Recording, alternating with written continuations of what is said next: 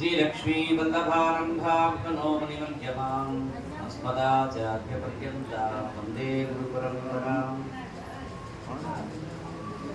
नारायणं सकमलं सकलामरेन्द्रं वैखानसं मम गुरुं निगमागमेन्द्रं भृग्वद्विगस्य पमनीचिमुखान् मुनीन्द्रान् सर्वानहं कुलगुरून् प्रणमामि। अभवाय मनोभवाय ते जलजातोदरसंभवाय च जगदां प्रभवाय साक्षिणे गुरुवर्याय नमो नमः। अखण्डमण्डलाकारं व्याप्तं येन चराचरं तत्पदं दर्शितं येन तस्मै श्री विघ्नसे नमः। लक्ष्मी वल्लभ संकल्प वल्लभाय महात्मने श्रीवत् विघ्नसे भूयात् नित्यश्री नित्यमङ्गलम्। ध्येयः सदा सवितृमण्डलमुद्यवर्ती नारायणस्करलजातनसन्निष्टः केयूरवान् मकरकुण्डलवान् किरीटी हरिहिरण्मयवपुत्रशेखरविग्रहः छायायां पारिजातस्य हेम सिंहासनोपरि आसीनं पुदश्याममाजकाक्षमलङ्कृतम्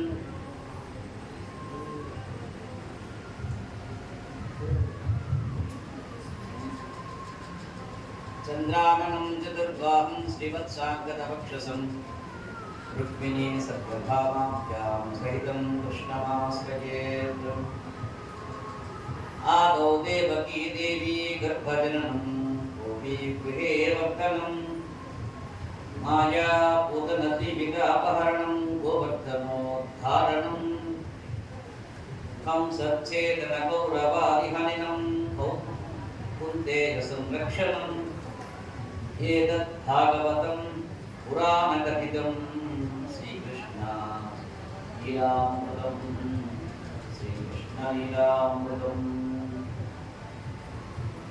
ఎప్పుడు ధర్మక్షయమగునెప్పుడు పాపం బొప్పుడు ముడి లోకములో నప్పుడు విశ్వేశ్వరుడు హరి తప్పకరుడైతను శాస్త్రుడు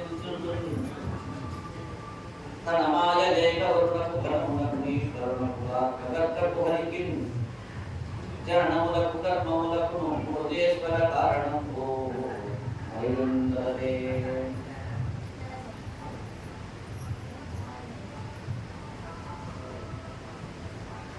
మరణం గలదే కలందే ఈ జగతిన్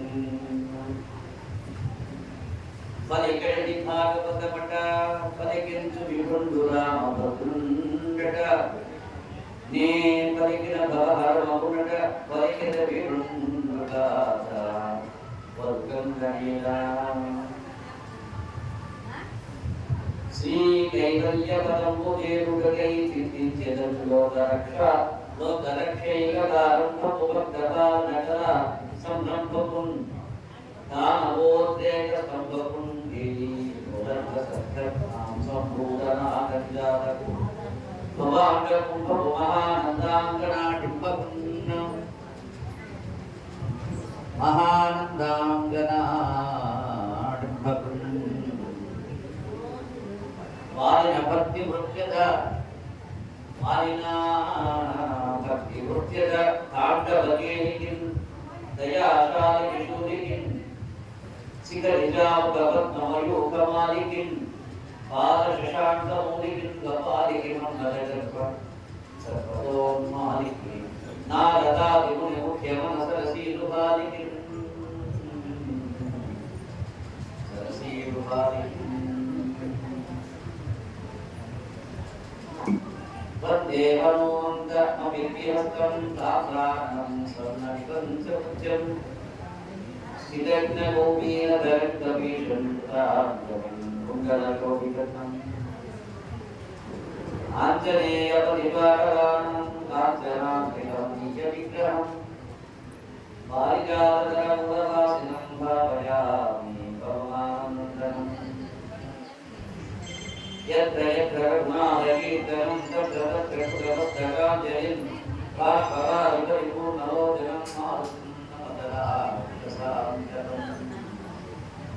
Om Lakshmi Narayana Namah Sita Namah Srimate Vyase Namah Guru Hari Kashyapesya Mahashvidyasi Mahabharata Vineshwara Vaishnavesya Namo Om Hari Om Sirupyo Namo Rupyo Namo Rupyo Namo Namo Namo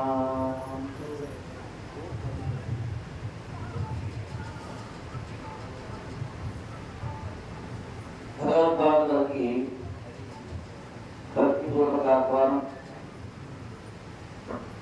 प्रत्येक भावना में भगवंతుని భావనగా మార్చినటువంటి దివ్య రత్నంలో నవవేద భక్తులలోని యొక్క శ్రవణ భక్తిని ఆశ్రయించి సదాశ్రీలై శ్రీమన్నారాయణ చరిత అమృతాన్ని కోరేటువంటి తత్వంలో కర్ణాట గ్రామంలో అనుగోపాల స్వామివారి సన్నిధానంలో సదాశ్రీలే సద్భక్తి చేత భగవంతుని సంరూపంలో చేరి స్వామి చింతని ఆస్వాదిస్తున్నటువంటి మీరందరికీ కరుణామృత ధారణను అపారంగా మీయంగా వర్షింపజేసేటువంటి కృష్ణ పరమాత్మ యొక్క ఈ లీలామృతాన్ని గ్రోయేటువంటి మీకందరికీ సుఖమయ జీవితాన్ని పుట్ట పౌత్రాదులను అమేయమైనటువంటి స్వామి అనుత ఆత్మ అందేలాగా ఆశీస్సులు అందించాలనేటువంటి మంగళాశాసనం స్వామి విజయపాద దయాట సహస్రానికి ధర్మ ప్రణామాలతో మంగళాశాసనం చేస్తూ యొక్క 5వ రోజు యొక్క ఈ శ్రవణ యజ్ఞానికి అందరికీ నమస్కారం శుభస్వాగతం వాసుదేవ వాసుదేవ వాసుదేవ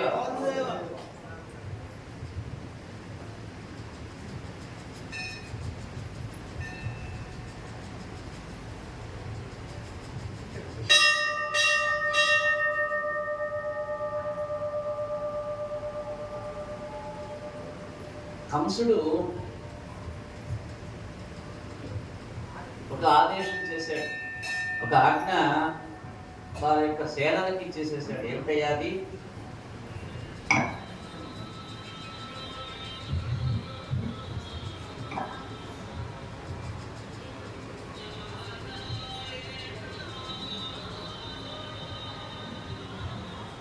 ఎక్కడ పిల్లలు కనిపెడితే అక్కడ ఆ యొక్క పిల్లల్ని నరికివేయండి అన్నాడు.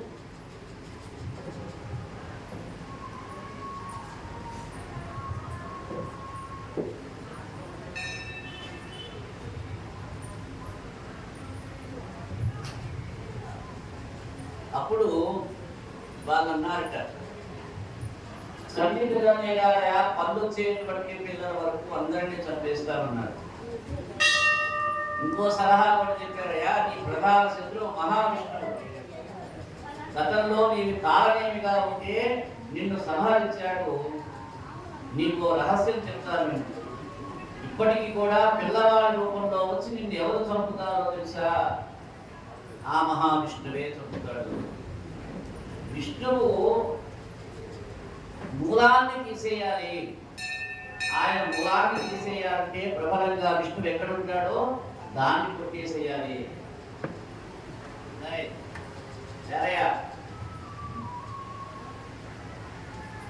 దాని మూలాన్ని కొట్టాలి. బొమ్మని కొట్టేసేయాలనుకోండి మరలా చిగురిస్తుంది.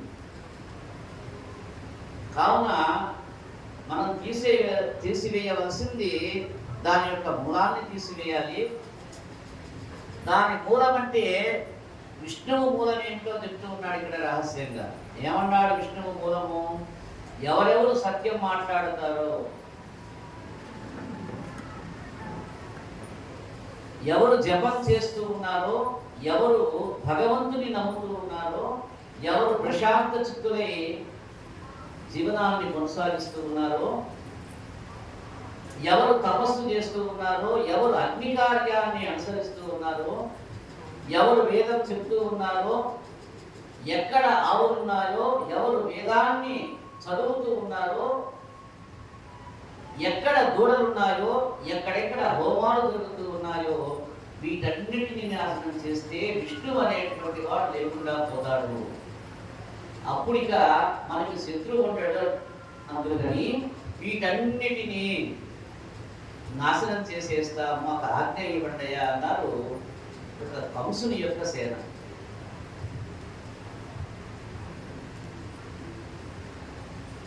అక్కడ నందవ్రజంలో కృష్ణ భగవానుడు పెరుగుతూ ఉన్నాడు. అసలు జన్మించవలసిన అవసరం లేనివాడు ఎవరు? భగవంతుడైన కృష్ణ పరమాత్ముడు. జన్మ అవసరం లేదు ఆయనకి. ఎందుక అజాయమానో బహుధా విజాయతే. వేదం చెప్తుంది జన్మించవలసిన అవసరం లేనివాడు అనేకమైన జన్మలని పొందుతూ ఉన్నాడు. అటువంటి వారికి జాతకర్మ చేస్తూ ఉన్నారు. ఇప్పుడు చెప్పాం, మొట్టమొదటి సంస్కారం జాతకర్మ. అలాంటి వారికి ఇప్పుడు జాతకర్మ జరుగుతోంది. ఆయన కన్నా ముందు ఉన్నవాడు ఎవడు లేడు లోకంలో. ఆయన తర్వాత ఉండేవాడు కూడా లేడు. కాబట్టి ఆయన ఎప్పుడు తల్లి పాలు తాగి ఎరగడు. అటువంటి వాడి మీద ఆశ్చర్యంగా యశోదాదేవి ఒడిలో పడుకొని పాలు తాగుతూ ఉన్నాడు. మొట్టమొదట దర్శనమైనాడు ఆయన. అలా పాలు తాగుతూ పరబ్రహ్మం అనుగ్రహం ఎంత ఆశ్చర్యం అంటే, ఆ యశోద ఎంత పుణ్యం చేసుకుందో కదా, ఆనాడు పాలించి పెంచింది. ఈనాడు కూడా యశోదను చూడాలనుకుంటే మనం తిరుమల గనక దర్శనం చేస్తే వెంకట రమణుని సన్నిధానంలో ఇప్పటికీ పిల్లవాడికి అన్ని జాగ్రత్తగా అందుతున్నది లేనిది చూస్తూ ముకుల మాతగా కూర్చుంది అక్కడ తిరుమలలో.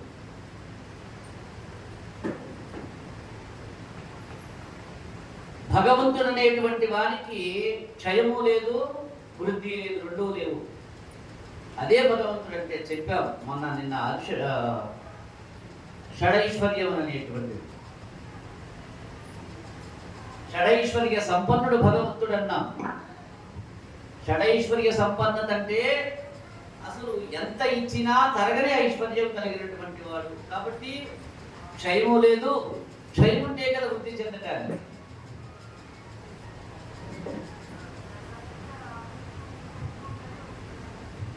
ఒకనాడు లేకపోవడం లేదు, ఒకనాడు పెరగటం లేదు, ఒకనాడు తరగటం లేదు.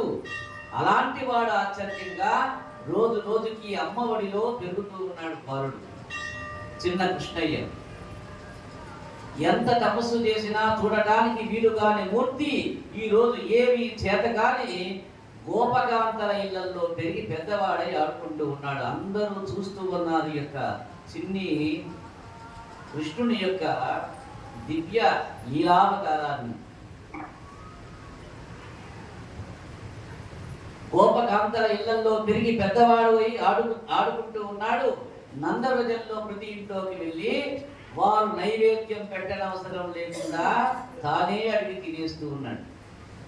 సహజంగా మనం స్నానం ఆడాలి, మడిగట్టాలి, శుభ్రతగా శుచిగా ఆయనకేదో ఇష్టంగా అనేటువంటి రీతిగా కాసినన్ని బియ్యం, అందులో కాస్త పెసరపప్పు అది వండి అందులో నెయ్యి వేసి కాస్త బెల్లం ముక్కో పంచదార వందులో అద్ది స్వామికి నివేదన చెయ్యాలి. లేకుంటే పాలు పితికి తోడు వేసి దాన్ని చిలికి వెన్న చాలా జాగ్రత్తగా తీసి వెన్న చూయించాలి. ఇవన్నీ మనవడిగా ఆయనకి పెట్టాలి. కానీ నందవ్రజంలోని ఇంటికి తిరుగుతూ ఉన్నాడు బాలకృష్ణుడు. ఇంటింట వారు చేసినటువంటి ఆ యొక్క నైవేద్యాలను తానే ఆరగించేస్తూ ఉన్నాడు. ప్రత్యక్ష కైంకర్యం జరుగుతోంది.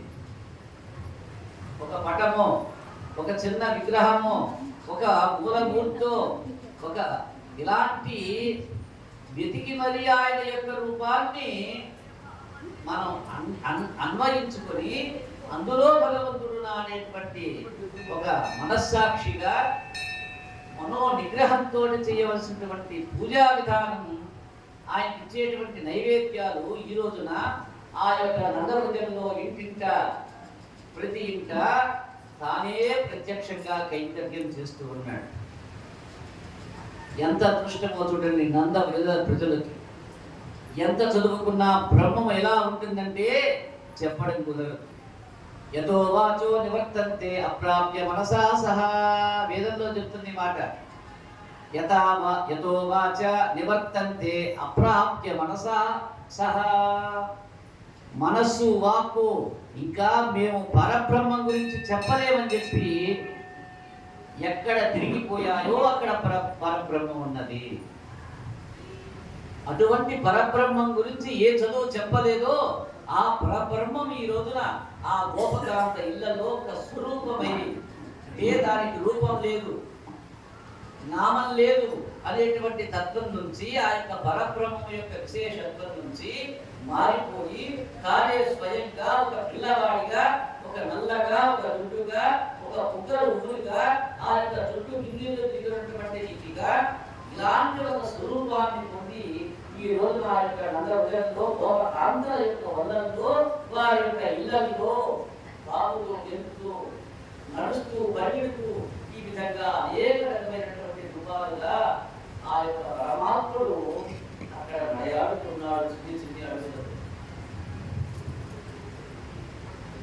ఇది పరమాత్మ కారుణ్యం అన్నాడు.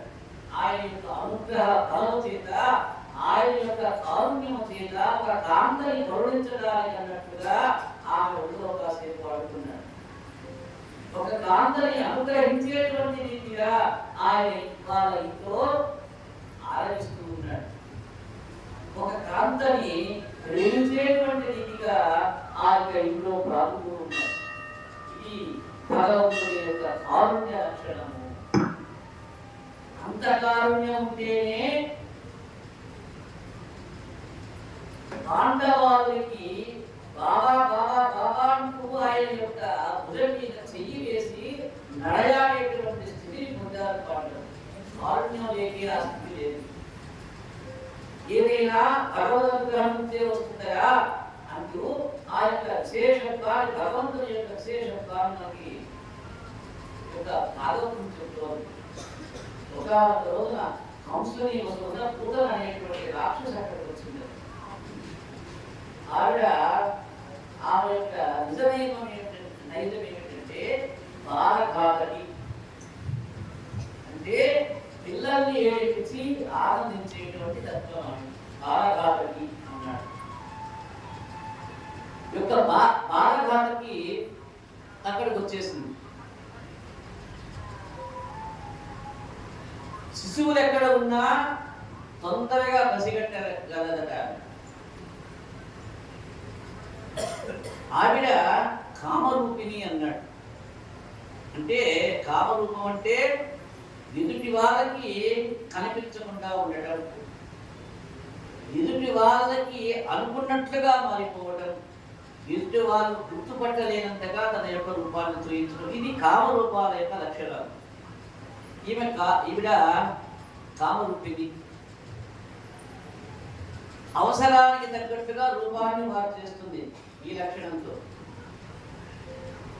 మార్చుకొని భవనాలలో ప్రవేశం చేస్తుంది. అంటే ఆ ఇంట్లోకి ఎవ్వరు వెళ్ళడానికి లేదు, ఒకరికే ప్రవేశం అన్నాడు అనుకోండి. ఆ ప్రవేశం కలగడానికి రూపం ఏదో ఆ రూపంలోకి మారి అందులోకి పోతుంది. ఇది ఈ యొక్క కామరూపం యొక్క ప్రత్యేకత. అంతేకాకుండా ఈమె శిశువులు చాలా గమ్మత్తుగా చంపుతుంది. చంపుతున్నప్పుడు చంపుతున్నాను తెలియకుండా చంపేస్తుంది. అంటే చంపడానికి వస్తున్నాడు అంటే ఆ చేతి మీద ఆయుధం ఉండాలి. ఆయుధం ఉంటే పక్కన వాడు గుర్తిస్తాడు. కాబట్టి అలా ఈమె లోపలికి వెళ్ళి బాలుని చంపుతుందేమో అనేటువంటి అనుమానం రాకుండా ఉండేటువంటి రూపంగా ఆమె లోపలికి ప్రవేశం చేస్తుంది. ఇప్పుడు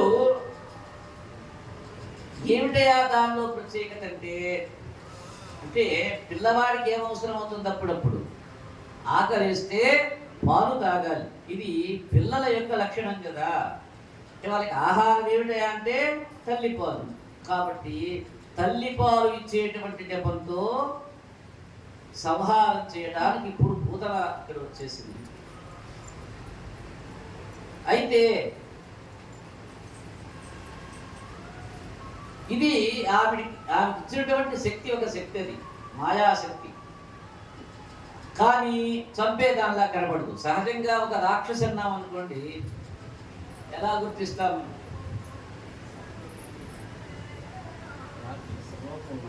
రూపం ఉండాలి, పెద్ద పెద్ద కళ్ళు ఉండాలి, పెద్ద శరీరం ఉండాలి, ఉండడానికి బొత్తు ఉండాలి. ఈ విధంగా అనేక రకాల ఒక ప్రత్యేకత దాంట్లో కనపడాలి. కానీ అలా ఉండదు. ఇప్పుడు ఆవిడ వచ్చేటటువంటి విధాలు ఆవిడకి వెళ్ళిపోయింది. ఆకాశం నుండి వస్తున్నప్పుడే నందుని భవనంలో ఉన్న కృష్ణ పరమాత్మని కనిపెట్టేస్తుంది. లోపల ఊయల దగ్గరికి వెళ్ళిపోయింది. పర్యంతం దగ్గరికి వచ్చేసింది.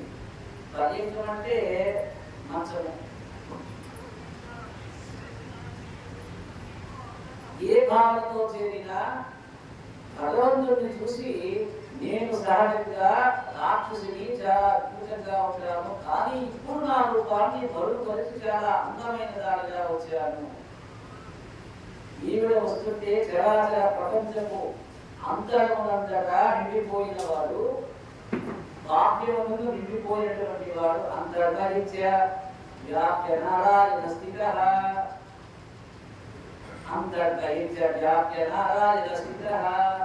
లోపల ఆయనే ఉన్నాడు, బయట ఆయనే ఉన్నాడు. విశ్వమంతా తాళై ఉన్నటువంటి వాడు పరమాత్ముడు. చరాచర ప్రపంచమంతా నిండిపోయిన వాడు, బాహ్యమునందు అంతరమునందు నిండి ఉన్నటువంటి వాడు పరమాత్ముడు. ఈవిడ ఎందుకు వస్తుందో తెలుసా? తెలిసినా కానీ కాలు చేయి పొట్ట కింద పడిపోతే తీసుకోవడం కూడా చేతగా చిన్నవాడిలా, జగత్తునంతా నిండి ఉండిన పరమాత్మ ఏమీ తెలియనటువంటి వాడిలా లోపల నమ్ముకుంటూ ఒక దొంగ గుడ్డు మొదలుపెట్టాడు కృష్ణ పరమాత్మ. చిన్ని బారుడుగా ఉన్నటువంటి సమయంలో మొట్టమొదట ప్రయోగం మొదలైంది ఆ యొక్క రాజుని నలిపివేయడానికి.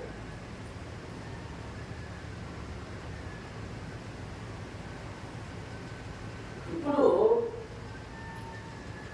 ఆమె దగ్గరికి చూసి ఎంత రాక్షసైనా బాలుని యొక్క అందానికి పసుపడిపోయింది. ఆ యొక్క పుట్టను బాలుని యొక్క అందానికే పసుపడిపోయింది, ఉండే జరుగుతుందో పుట్టను. ఆమె తెలియకుండానే నేను నీ అందమును తీసేయడానికి ఇంత అందంగా వచ్చాను, ఇంత అందంగా నా పాలు కాలితే ఎందుకు పని రాకుండా అయిపోతామని చెప్పాను. పూతన తెలియకుండా అలానే ఏమన్నది,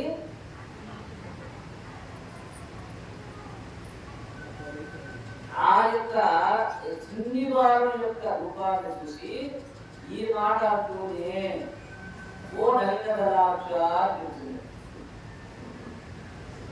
చూడండి. భగవంతుని యొక్క సారూప్యం అనేటువంటిది, ఆయన యొక్క స్వరూపం అనేటువంటిది మనకి తెలియకుండానే అన్యగా ఆ పదాలు చేస్తారు. వాడు గజేంద్రుడు ఏమన్నాడు, ఓ పువ్వా అని అనొచ్చు, ఓ పువ్వా అని అనొచ్చు. కానీ ఏమన్నాడు, ఓ కమలాప్త అన్నాడు. ఓ పువ్వా అంటే ఆయన ఇచ్చేవాడు కాదు. ఓ కమలాప్తానంద మాత్రం చేత ఆయన వచ్చేటువంటి స్థితికి వెళ్ళిపోయినాడు ఆయన గజేంద్రుడు. ఇప్పుడు ఇక్కడ పూతన కూడా ఒకే ఒక మాట ఉంది, తనకి తెలియకుండానే అలానే నరేంద్రాక్ష అని తెలిసింది. ఏమిటి, తామర రేకుల లాంటి కన్నులు కలిగినటువంటి ఓ పిల్లవాడా ఎంత అందంగా ఉన్నావుగా, ఏమిటి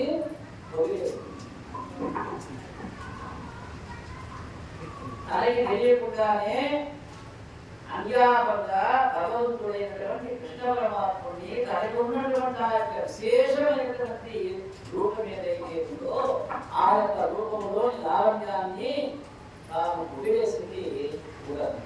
సంప్రదాయానికి వచ్చినటువంటి పూజన ఇప్పుడు స్వామి ఏం చేస్తుంది? కీర్తించింది. అందుకు తెలిసి చేసేటువంటి కీర్తన ఇంకా తెలియక చేసిన కీర్తనకే ఇంత శక్తి ఉంటే తెలిసి చేసేటువంటి కీర్తన ఎంత బలం అర్థం చేసుకోవాలి. ఏమన్నా లాంటి కన్నులున్న పిల్లవాడా ఎంత అందంగా ఉన్నావురా, నా పాలు ఒక గుడ్డెడు తాగావంటే ఇంత అందము జరుగుతున్న మామయ్య పుట్టింది, నా అన్నమేంటో అప్పుడు చూస్తుంది. కానీ నీ అందానికి సాధన వస్తుంది, సాధన వచ్చేస్తుంది. రా తాగుంటూ త్వరగా తన యొక్క కవిని పక్కకి చెప్పి బియ్యాల్లో ఉన్న పిల్లవాడిని తీసుకుని ఒళ్ళో పెట్టుకుని స్థానం వాడి ఒళ్ళో పెట్టకూడదు. ఎక్కడో లోపల పని చేసుకుంటున్న రోహిణి యశోదాదేవి వాళ్ళని చూశారు. రోహిణి యశోదాదేవి ఇద్దరు వాళ్ళని చూసేశారు. వచ్చిన ఆ యొక్క కూతుర్ని అదేదో ఇదేమిటి అలా మా పిల్లవాడిని కాస్తూ ఉన్నావు, మా పిల్లవాడి అన్ని స్త్రీల క్షీరం స్వీకరించడం ఆగాలంటూ వస్తూ ఉన్నారు. ఆవిడ స్తన్యం అంతా ఏమి ఉన్నది? విషం నింపుకోవడం చేస్తుంది. ఇక్కడికి కొద్దిగా అయితే పనిచేస్తుందో పనిచేయదో తర్వాత వాడు చంపుతాడని ఉద్దేశంతో ఎవరు కంసుడు. ఇది ఈ ప్రయోగం కనుక ఫెయిల్ అయిందనుకోండి అనేక రకాల ఇబ్బందులు చేస్తే ఆయనకి నాకు అందుకని ఇది సక్సెస్ కావాలి.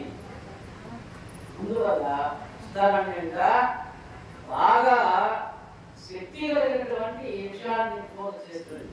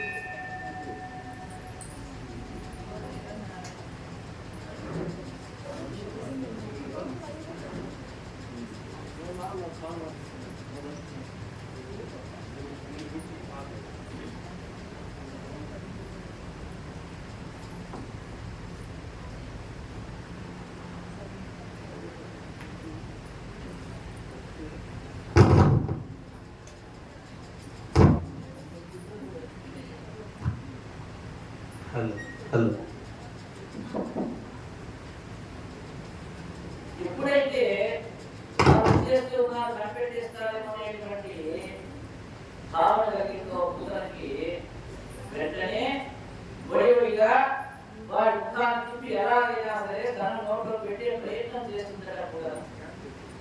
కృష్ణుడు ఏమీ తెలియని వాడిలాగా, అసలు తానేమీ అడిగిన వాడిలాగా, తాను పాలు తాగేవాడిలాగానే చూస్తూ చూస్తూ చూస్తూ ఆదరిస్తూ గంట ఒక్కసారి చూసాడట కూటమి. మరలా నిద్ర వచ్చేసిన వాడిలాగా కడుపు చేశాడు. మళ్ళా కడుపు విప్పాడు. ఎలా చూసాడట ఈసారి కూటన తప్పగా అన్నట్టు చూశాడు. ఓ కూటన పాలు తాగక తప్పదా అన్నట్టుగా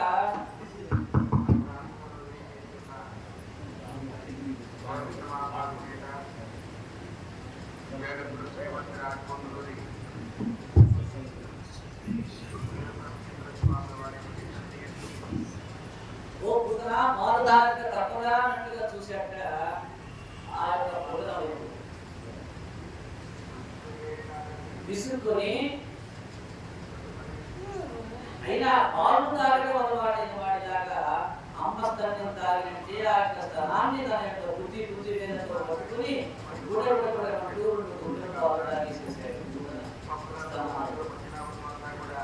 ఆ రెండు కుక్కలలో ఆమె గుండెల్లో ప్రాణాలు, ఆ ప్రాణాల దగ్గర నుంచి ఆమె శరీరంలో ఉన్న శక్తిని అంతటినీ తాను తాగేసేసాడు కృష్ణయ్య. ఇప్పటి వరకు కాదు అనడమే తప్ప వదలడం తెలియదు. ఆమెకి ఎంతో మందిని చంపిందడానికి వదలరా బాబో ఎట్లా తిరిగిపోతున్నా ఆయన పట్టుకుంటే ఉంటాడా? ఏ విధంగా ఆయన పట్టని, అది మంచికి పట్టని చెడుకు పట్టని, ఇవ్వడానికి పట్టని తీసుకోవడానికి పట్టని, పట్టుకుంటే ఉంటాడా? అలాంటి ఆ కన్నయ్య ఇప్పుడు తాగేసేసాడు. ఆయన పాలు తాగేయగానే ఆమె కామరూపం మొదట పోయి ఒక్కసారి గిరగిర తిరుగుతూ నెత్తులు కక్కుతూ భయంకరమైన శరీరంతో ఎంత పడిపోయింది. ఈ యొక్క శరీరము 13 కిలోమీటర్లు పడవెత్తుకుంటూ అంత శరీరంగా పెట్టబడిపోయింది. ఇప్పటిదాకా కామరూపంలో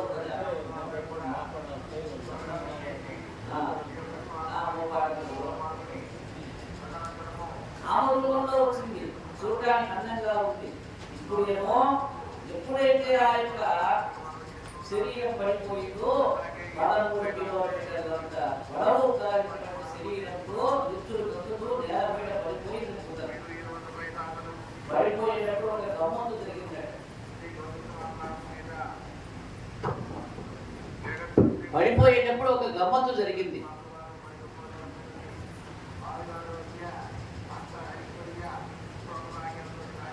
స్తన్యపానం చేస్తున్న కృష్ణుడు ఆమె గుండెల మీద ఉన్నాడు. ఇప్పుడు అంటే ఇలా ఒళ్ళో తీసుకున్నది పాలివ్వటానికి, వెంటనే పడిపోయింది. ఇప్పుడు ఎక్కడున్నాడు కృష్ణుడు? ఆమె గుండెల మీద ఉన్నాడు. పర్వత శిఖరాలు ఎలా ఉంటాయో అటువంటి స్థలాలు అవి. ఇప్పుడు మాయా రూపం పోయి నిజ రూపంలోకి వచ్చేసింది. అంత పడుకున్నది అంటే ఎంత ఎత్తుంటుంది. కాబట్టి మాయా రూపం వదిలేసింది, నిజ రూపంలోకి వచ్చేసింది. పూతన కళ్ళు చీకటి నూతుల్లాగా ఉన్నాయట. ఆమె శరీరం చుట్టూ గోపగోపీజనమంతా నిలబడి ఎంత పెద్ద రాక్షసి అంటూ గుళ్ళున అందరూ కూడా పెద్ద పెట్టిన అరుస్తూ ఉన్నారు. కొంతమంది ఏడుస్తూ ఉన్నారు. అయ్యో అయ్యో చిన్నపిల్లవాడు ఏమైనాడు అంటూ హడావుడిగా అటు ఇటు పరిగెడుతూ ఉన్నారు.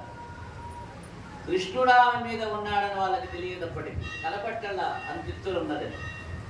అక్కడ కృష్ణుడు ఉన్నాడనే విషయం యశోదారోహితులకు మాత్రమే తెలుసు. ఎందుకని పాలివ్వటం చూసింది, పడిపోవటం చూశారు వాళ్ళు. అయ్యో పిల్లాడు అంటూ పూతన భుజాల మీద నుండి పర్వతాన్ని ఎక్కినట్టు ఎక్కారు.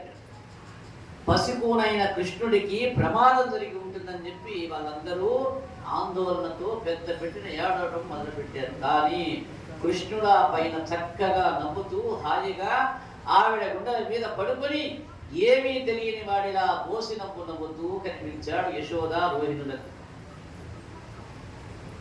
వాళ్ళకు ఎంత అదృష్టమో, పిల్లవాడు బ్రతికున్నాడని చెప్పి గబగబ పిల్లాడిని ఎత్తుకొని భుజం మీద పెట్టుకొని, ఇంత పెద్ద శరీరంతో ఈ రాక్షసు కింద పడిపోతే పిల్లవాడు భయపడి ఉంటాడని చెప్పి అనుకున్నారు.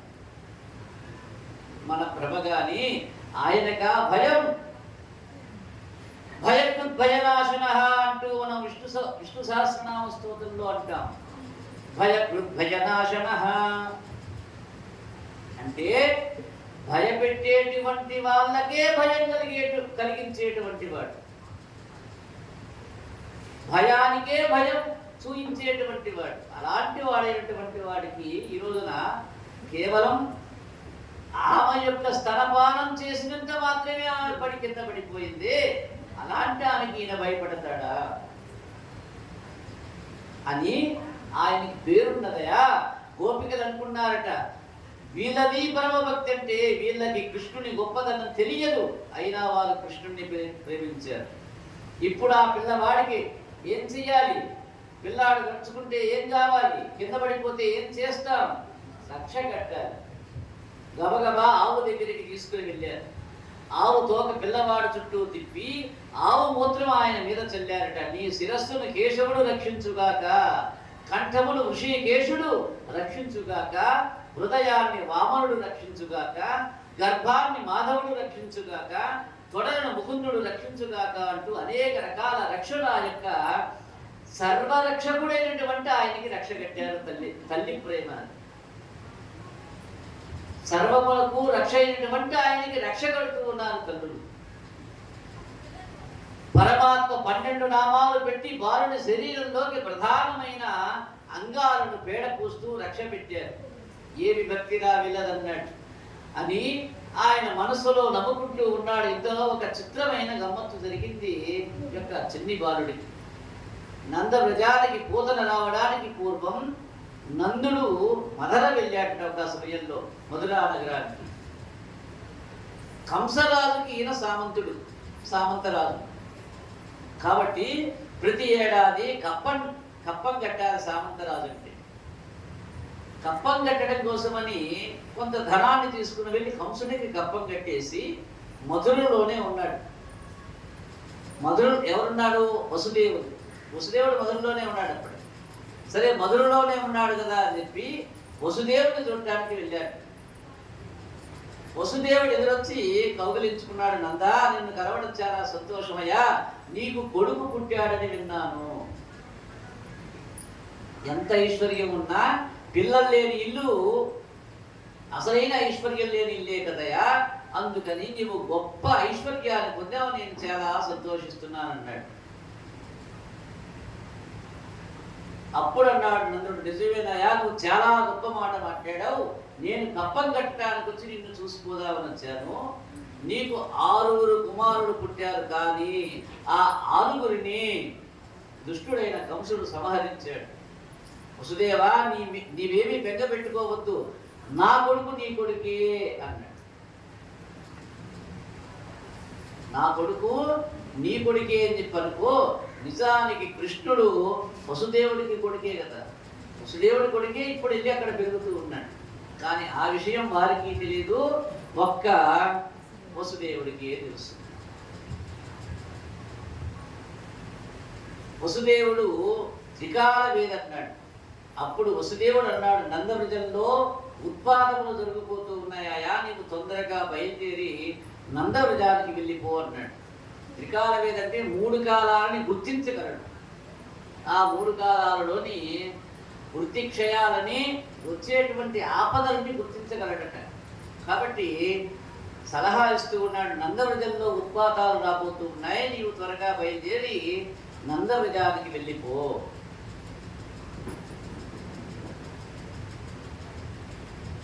ఎందుకంటే కంసుడు కృష్ణుడిని పరిమార్చాలని చెప్పి ప్రయత్నం చేస్తూ ఉన్నాడు. ఈ క్రమంలో ఒక ప్రాంతం నుంచి ఒక చోటకి, ఒక ప్రాంతం నుంచి ఒక నుంచి వెతుకుతూ వస్తుంటారు. అలాగే అని చెప్పి నందుడు గబగబా బయలుదేరాడు, తిరిగి వచ్చేస్తూ ఉన్నాడు. దారిలో ఒక రాక్షసి పడి ఉండటాన్ని చూశాడు, రాక్షసి శరీరాన్ని చూశాడు. వసుదేవుడు చెప్పింది యథార్థం అని చెప్పి గ్రహించాడు. ఈ పూతన అక్కడ పడింది, 13 కిలోమీటర్లు అన్నాం కదా, అక్కడ పడి ఉన్నదట దారిలోనే. ఇప్పుడు ఇది యథార్థం అని చెప్పి గ్రహించాడు. ఈ శరీరాన్నంటిని ఊరికి దూరంగా తీసుకువెళ్ళి పెద్ద కుప్ప వేసి అగ్నిహోత్రం వెలిగించారు. ఆవిడ రాక్షసి శరీరంలో ఏముంటుంది? కొవ్వుతో నిండిపోయి ఉంటుంది. కాబట్టి అది కాలిపోతున్నప్పుడు దుర్వాసన వస్తుంది అని వెనక్కి తిరిగి వెళ్ళిపోతూ ఉన్నారు. అగరొత్తులు కాలిపోతుంటే ఎటువంటి దుర్వాసన వస్తుందో, పూతన కాలిపోతుంటే అటువంటి సువాసన వస్తున్నదండి. ఇప్పుడు అంటే వాళ్ళు దుర్వాసన వస్తుందని చెప్పి బయలుదేరి వెళ్తూ ఉన్నారు, కానీ ఇక్కడేమో సువాసన వస్తోందట. కృష్ణుడు పూతన పాలు తాగేప్పుడు పాలతో పాటు ఆమె శరీరంలో ఉన్నటువంటి పాపాన్ని కూడా తాగేసేసాడు. అదే కదా ఆయన శక్తి. మరి పుణ్యమే మిగిలిపోయింది అందులో. అందుచేత ఆ శరీరం కాలిపోతూ ఉంటే అగరవత్తుల వాసన వచ్చిందట. కృష్ణుడి కాళ్ళు చేతులు తగిలేంత మాత్రము చేత నిజంగా శ్రీమన్నారాయణుడికి తల్లి ఉంటే ఏ లోకాలకు వెళ్తుందో ఆ లోకాలకి పూతన వెళ్ళిపోయింది. అంటే స్తన్య భాగ్యం కలిగినంత మాత్రం చేత ఏమైపోతుంది? ఆమె తల్లి అయిపోతుంది ఎవరికైనా. ఆ భాగ్యము చేత ఈ యొక్క పూతన అదే భాగ్యాన్ని పొందింది. ఆ పిల్లవాడు నా కొడుకనే ప్రేమతో పాలించిన తల్లి ఏ స్థితికి వెళ్తుందో వాళ్ళు వెళ్ళే స్థితిని నేను చెప్పలేనన్నాడు వ్యాస భగవానుడు. ఇది పూతనా సంహారం. ఇది తాధ్యాత్మికంగా పరిశీలించాలి మనం. ఏం జరిగింది? ఇది చెప్పుకున్నట్లు దశమ స్కందంలోది భాగవతం. ఉపనిషత్ జ్ఞానం అన్నాడు స్కందం. ఆవిడ పేరు పూతన. అమరకోశం అనేటువంటి ఒక గ్రంథం ఉంది. అందులో పునాది దేహం పూతన అని చెప్పి అర్థం చెప్పింది అమరకోశంలో. దేహాన్ని పవిత్రంగా చేయడానికి పూతన అనేటువంటి పేరు. మనకు సంబంధించిన ఒక వస్తువుని చూపించి ఎవరిది అని ప్రశ్నిస్తే ఏమని చెప్తారు? నాది అంటాడు. అయితే ఇప్పుడు నేను అనబడే నువ్వెవరు? దానికి జవాబు మనకే తెలియదు. ఇది ఒక పెద్ద ఆత్మజ్ఞానంలోకి పోతే కానీ అర్థం కాదు. పెద్ద అజ్ఞానం. నేను నేను నేను నేతి నేతి నేతి. నేనుని చీకటితో అజ్ఞానంతో కప్పేశాం దాన్ని. అదే పూతన అవిద్య నేనుకు నాది తోడవుతోంది ఇక్కడ. అంటే నేను అనేది అబద్ధము. ఏమిటది? నిజంగా శరీరం. కానీ ఆ అబద్ధానికి నాది అనే వరకు అబద్ధం తోడవుతోంది. దీనికి అస్తిత్వం లేనిదయా. నా అన్నప్పుడల్లా ఒక పాశం వేసుకుంటూ ఉన్నాడు. నా అన్నప్పుడల్లా ఒక పాశం వేసుకుంటున్నాడు. ఆశ కలుగుతుంది వాడికి. ఎన్ని వేసుకుంటే అంత పసుపు అవుతూ ఉన్నాడు వాడు. పసుపుకి ఏముంటుంది? పసుపుకి లేనిది ఏమిటి? మనకి పసుపుకి తేడా ఏమిటి? జ్ఞానము, అజ్ఞానము. అజ్ఞానం అంటే అవిద్య. ఇందులోంచి విషయాలు ఇస్తుంది. 2 స్థనాలు ఉన్నాయి పూతనకి. పూతనకి 2 స్థనాలు ఉన్నాయి ఇక్కడ. పసుపుకి అజ్ఞానము, అవిద్య, ఈ 2 ఉన్నాయి. ఇక్కడ పూతనకి కూడా నేను నాది అనేటువంటి రెండు స్థానాలు ఉన్నాయి. ఇందులో విషయాలను ఇస్తుంది. విషయమే దేహము. ఈ దేహం ఇప్పుడు సుఖాన్ని కోరుతుంది, కానీ దేహ సంబంధమైన సుఖాలు విషంతో సమానమైనవయ్యా.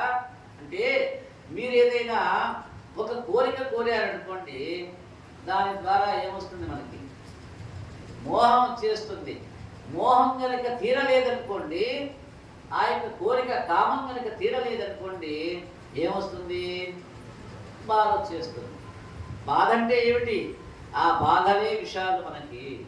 కాబట్టి ఇక్కడ ఈ పూతన యొక్క సంహారంలో మనకి ఏదైతే సుఖముందో అది భగవత్ ప్రసాదంగా మనం తీసుకునేటువంటి తత్వం మనకుంటే, నీవు దుఃఖాన్ని కోరుకునేటువంటి సమయంలో అది భగవంతుడు, దుఃఖాన్ని పొందినటువంటి సమయంలో అది భగవంతుడు ఇచ్చేది కాదనేటువంటి విషయాన్ని గ్రహించాలి. నీవు ఏ కర్మ చేసినా భగవదర్పణ చేసి సుఖాన్ని అనుభవిస్తే అవి మన పట్ల విషాలు కావు, అమృతాలైపోతాయని చెప్పి మనకి యొక్క పూతన సంహారం ద్వారా పెద్దలు మనకి భాగవతంలో అందజేస్తూ ఉన్నారు.